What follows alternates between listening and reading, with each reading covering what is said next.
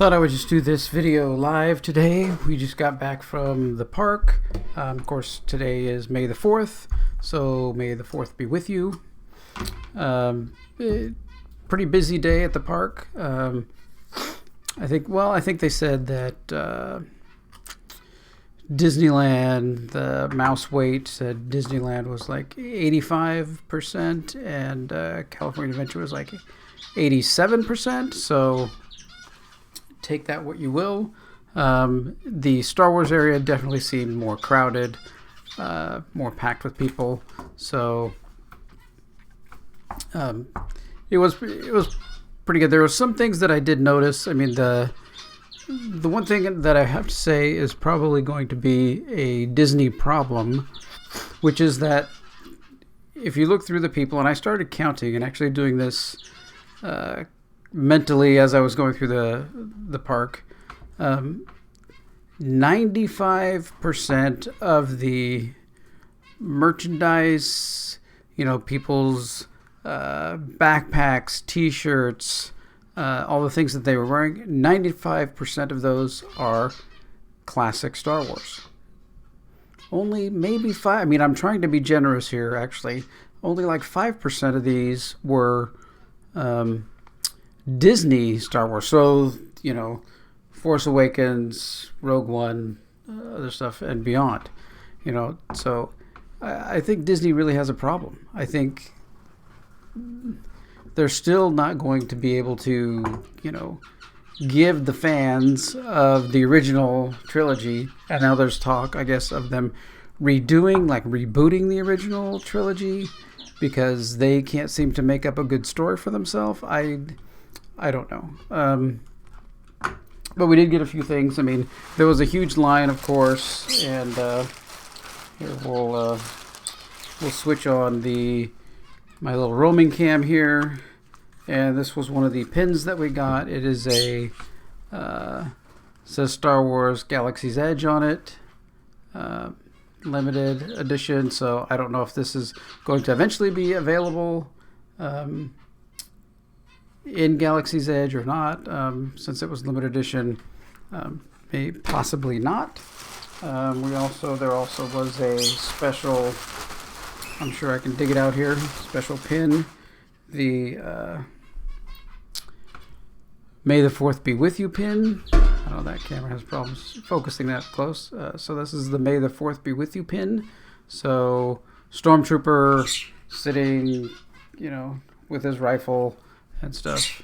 But this is a original trilogy Stormtrooper, the helmet and everything that he has on, and the logo behind him is all original trilogy. This is not anything new. And then of course, let's switch back to here. Of course, they did have huge line. And they said they had a lot of these, and I saw, so this is the thing, everybody was in line, everyone was waiting in line. It was like streaming, winding back and forth to get T-shirts. Then when we came out of the Buzz Lightyear ride later on that day, there was no line, there was nothing, and people still had T-shirts to buy.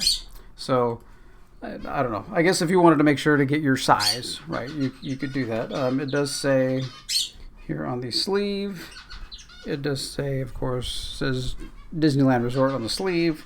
And then the T-shirt, so I can put this up here, is the May the 4th be with you 2019. Star Wars Day says across the top. So, yeah. Special collectible kind of things. You did get your AP. You got your AP discount for the shirt. So, and for the pins also, you got your AP discount.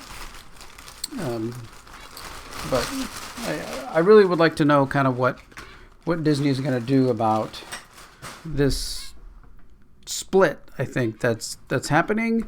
I mean, there was a place where you could get photos taken, and the scene behind it was, of course,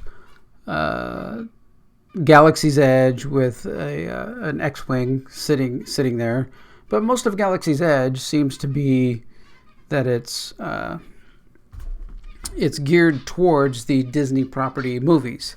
So I'm really hoping that they're not going to completely start ignoring the original trilogy.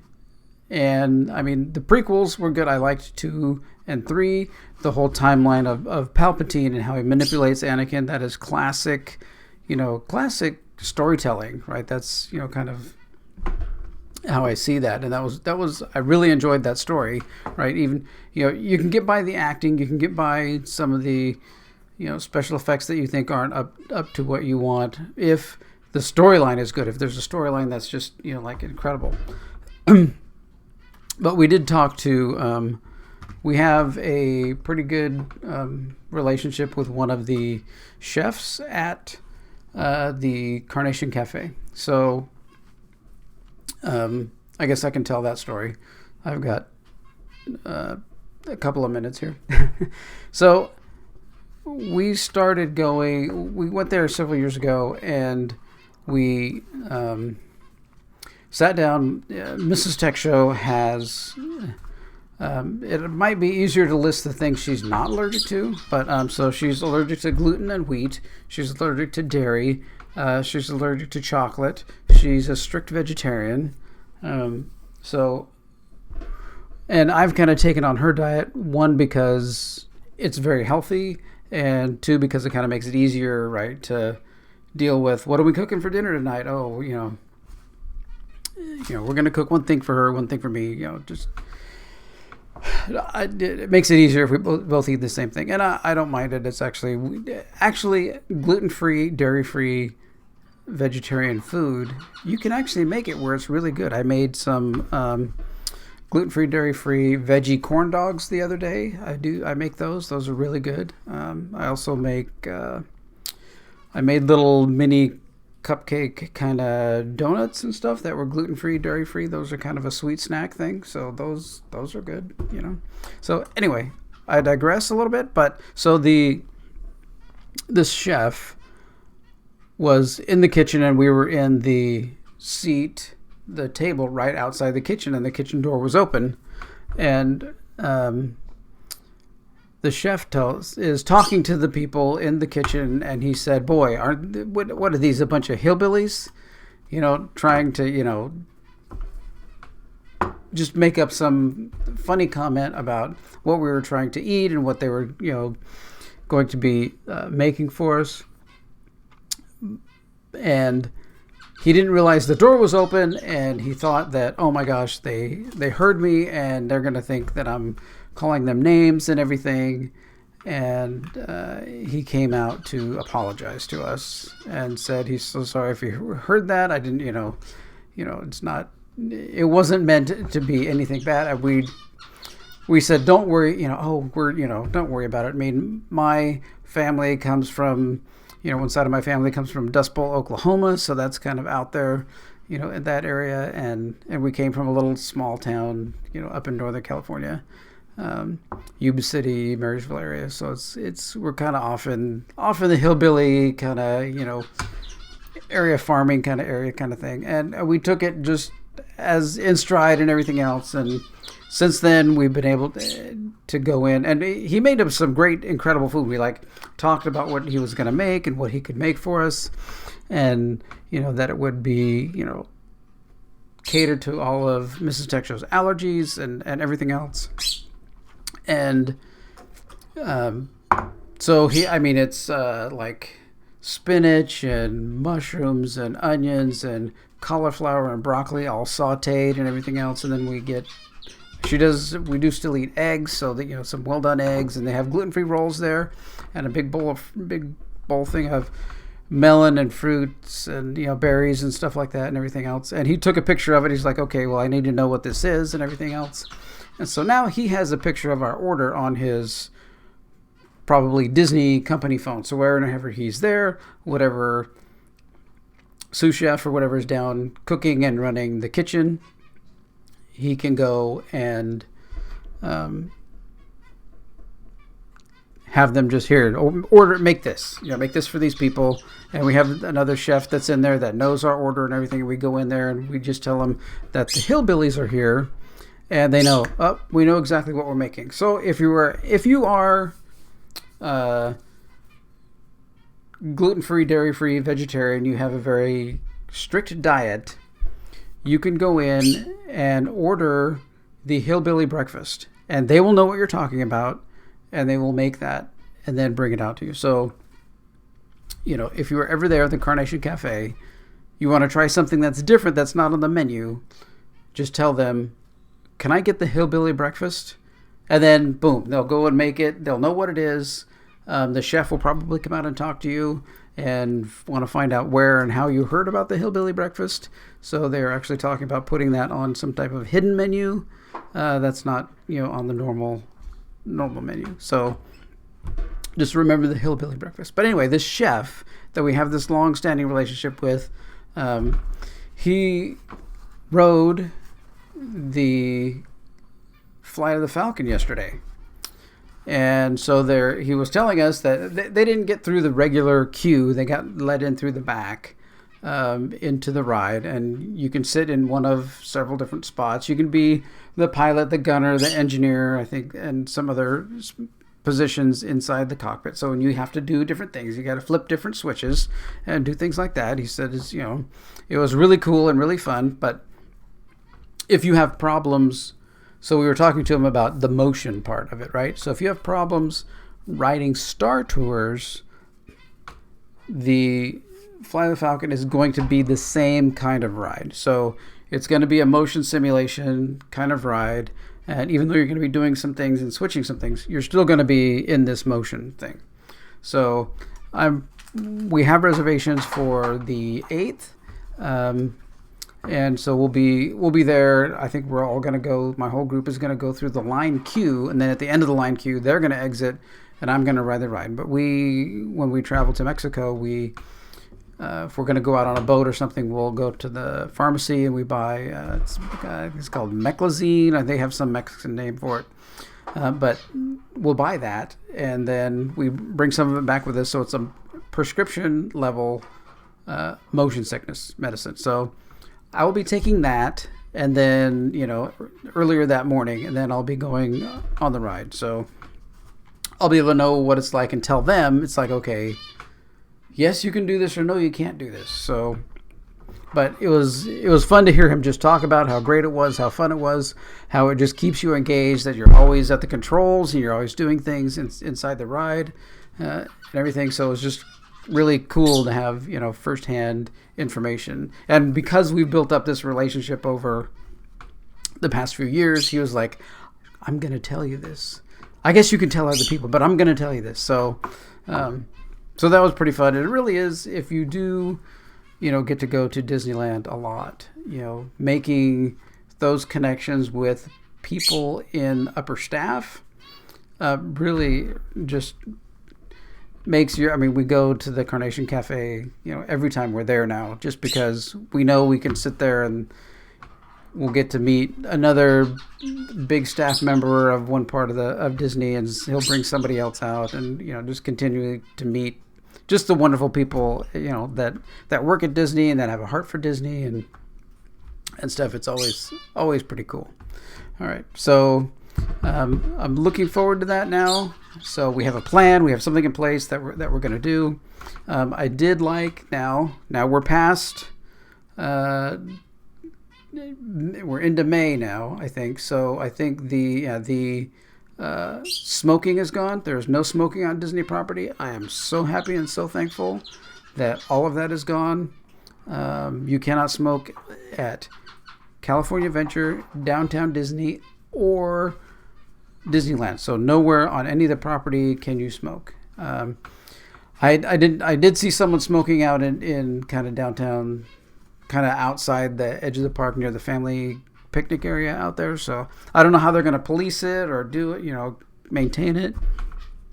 Also, the large wagon things that people would bring their kids in and stick them in the wagon and throw a tablet in front of their face. You're at Disneyland. You do not need to throw a tablet in front of your sniveling brat's face. Why don't you leave the sniveling brat and your whole party at home if you're going to do that? Don't come to the park. It's very irritating. But we did see one of the big giant wagon, things that were there, and those can only be let in if your child has some kind of medical, physical, mental condition that you might need more support and more things for them. That's kind of the only way to bring one of those in. So just beware, again, if you're going there, you're not going to be smoking on Disney property, and you're not going to be bringing your huge, gigantic, 4-wide stroller, or your big wagon to the park, because they will say, sure, you can come in, but your, wagon stroller thing is going to have to go back to the car.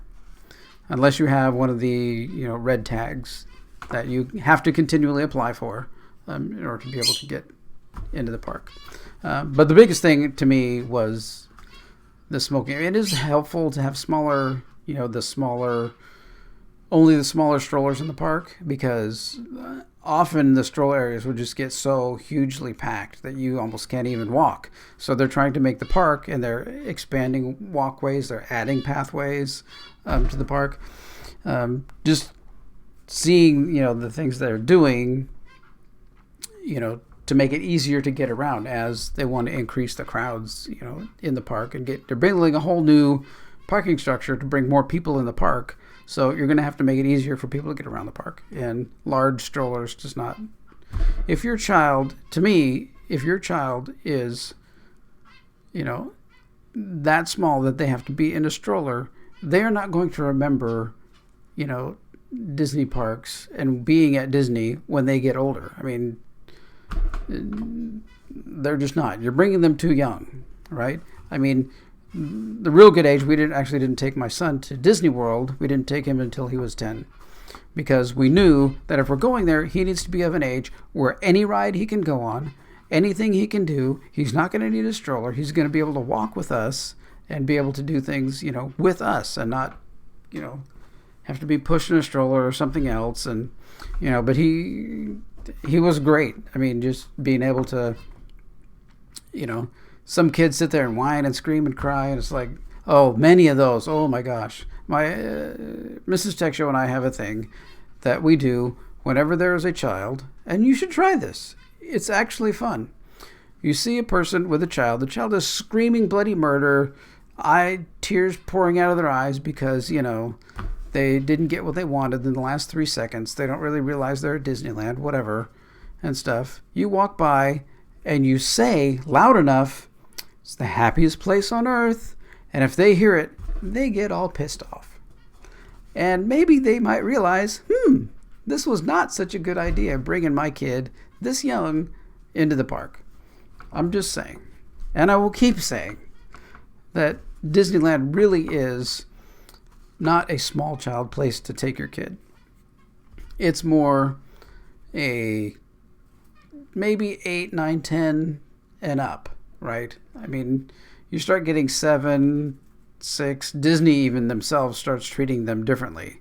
Like if you're on the train ride and you're 7, you cannot sit in the opening way. You have to sit off to the side. If you're 8, you can sit there, right? So Disney even knows that these kids, as they are growing up, can assume different types of responsibilities and understanding. So your 7-year-olds and under, the rest of the world would probably be grateful if you would not go to the park. But I know everybody wants to take their kids and get them in their little photos and whatever, and half the time wander around carrying their children as they sleep while in Disneyland. These are the things that I just don't get, right? This is Disneyland. You should be out having fun, doing things, and if you're sitting there carrying your child, you're doing none of that. And your child is doing none of that. You're just wasting other people's time and space. Oh, my rant goes on, yes. But anyway, Star Wars Day was fun. It was good. We did Buzz Lightyear several times. We got our merchandise. We got, stuff to keep for for the day, and we will be going back, like I said, on the 8th for our reservation. Our reservation is from 5 to 9. It's the week after it kind of opens, but we're within, it's pretty good timing. I mean, I thought so. There were a couple different times. I could have gone like a Wednesday or Thursday. Those who had times open. But Saturday means everybody in my group doesn't have to take off work. And I just picked 5 to 9 because it's still going to be light when we get there. So we'll be able to see it in the daytime. But then as it goes on, getting towards 7, 8, and 9, it's going to get darker and all the lights are going to come on. And we're going to see what it looks like at night. And I really wanted to see both. So that really kind of fit right in with how that was. So we'll see. I'm sure I'll be taking tons of videos and pictures and everything else, and I'm sure everybody else that's going in there will be taking tons of videos and pictures and just everything else. So keep watching, subscribe to my channel, hit the notification bell, all that stuff, so when I post videos and stuff about that, then you'll be able to see what's going on in Disney Galaxy's Edge. Okay. Well, that's kind of it for me today. It's getting on to be 9:44. I gotta get up early. So if you like this channel and things that I do, like I make videos about, I did wear, my shirt I wore today was, of course, Chewbacca, which is commemorating passing of Peter Mayhew. There were a lot of people wearing Chewbacca shirts and stuff today. So very, very sad. Was just seemed like a wonderful, wonderful man. And really loved Star Wars and everything about it. And the fans, I think, just really, really adored him. And I think that only the new characters could only hope that they get, a tenth of the fandom, that Peter Mayhew did. All right. Well, this is my channel. I make videos 3 to 4 to 5, sometimes 6 a week, on Star Wars, on entertainment, things that I like, Marvel and the Orville, things like that. I also do some videos about photography, and I also do stuff about my day job, which is all technology stuff, kind of oriented. So there's playlists of each of those. So if you want to watch one of them, just go to a playlist and you can just chew down the playlist and watch all that stuff. And thanks for watching this today. I'm going to go head to bed and see you later. Take care.